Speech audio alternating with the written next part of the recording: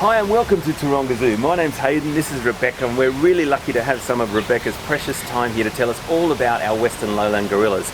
Beck, how many have we got in the exhibit? So we have 8 Western Lowland Gorillas here at Taronga.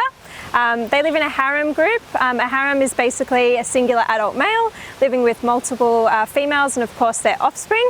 And so our silverback male, his name is Kabali, and he is 19 years of age, and he leads the group. He's just up the back there. Yeah.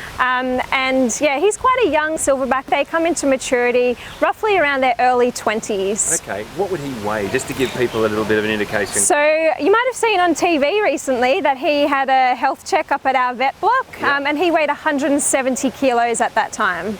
So the other females in here have got offspring as well, haven't they? Yes. What's our youngest one? So our youngest is Fakiri, and she's 7 months old at the moment, and that's Frala's infant.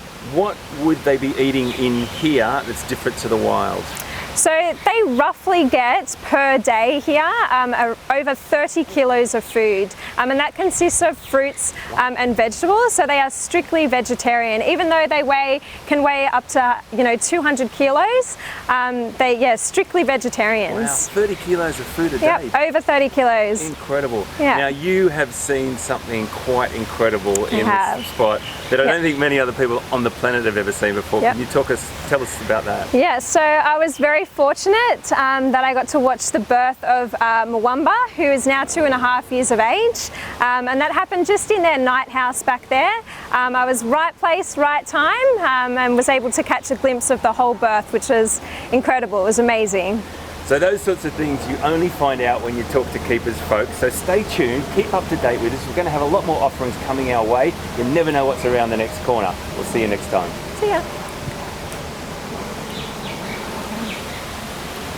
And Bailey, she always carries her brows like that, and Mwamba and MJ have learnt to do that. It's like a learnt behaviour. Yeah, right. It's crazy. She always does that. So her whole family, they always carry their brows on their back and walk around the exhibit, and so MJ does it now and Mwamba does it, but like for Boomy, who's Frala's infant, doesn't do it.